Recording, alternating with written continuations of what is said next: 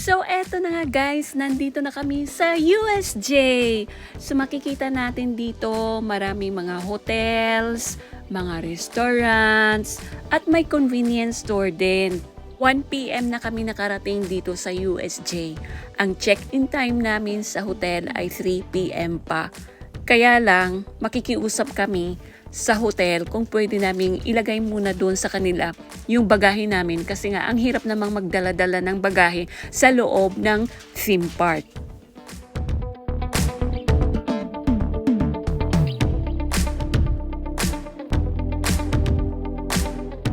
Mga convenience store din dito na kung gusto mong makatipid sa pagkain, pwede kang bumili sa Lawson o di kaya sa 7-Eleven para makatipid kasi mas mura yung mga pagkain sa convenience store compare doon sa mga restaurants kasi pag nasa mga theme parks ka, mahal talaga ang mga bilihin.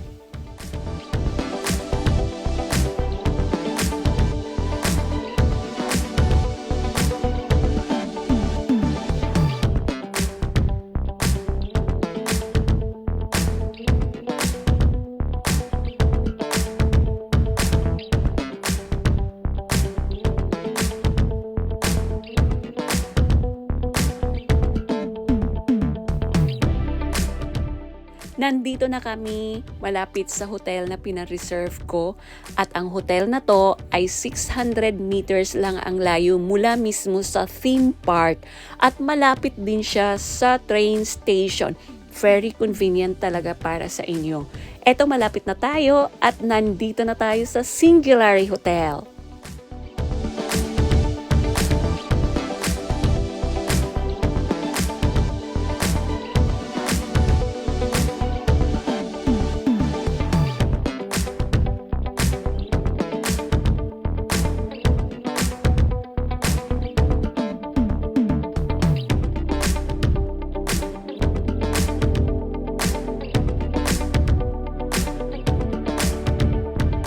So eto, papasok na kami sa loob ng hotel at napakaswerte namin ng araw na to kasi inalaw na kami nila na umakyat sa taas or mag-check-in kahit yung schedule nila ay 3 PM pa ng hapon.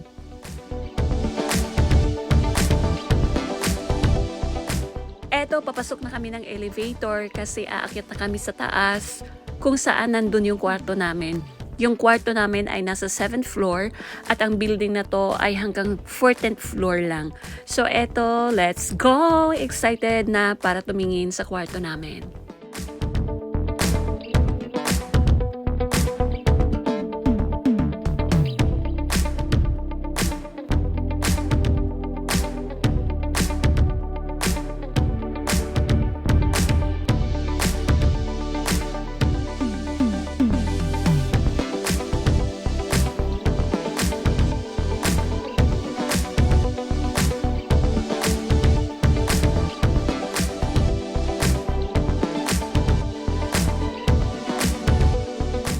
Eto, nandito na tayo sa kwarto namin. Hindi naman siya kalakihan para sa pandalawahang tao at meron siyang king size na bed. Malaki talaga, as in malaki yung king size nila. Pwede sa 3 tao.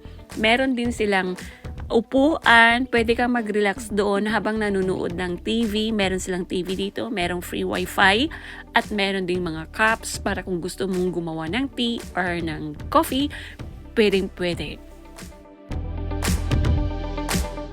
At meron din silang pajama para sa 2 tao, meron ding mga sleepers, merong mga hangers, at kung ano-ano pa.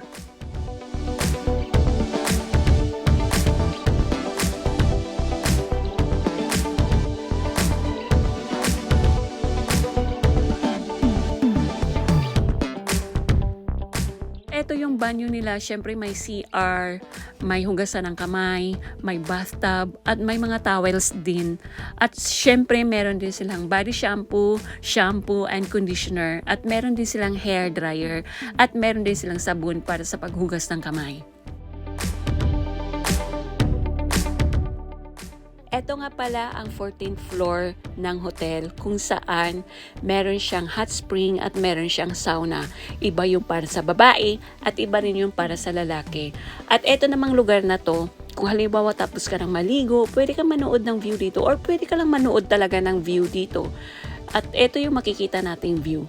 Meron silang vending machine para sa mga inumin kasi nakakauhaw din kung maliligo ka sa hot spring. At kung nagugutom ka, pwede ka rin bumili dyan ng cup noodles para kumain. Sa gabi naman, ito ang makikita nating view. Hindi siya masyadong kita kasi nga salamin siya. Medyo nagre-reflect siya sa cellphone ko. That's all for today. Bye!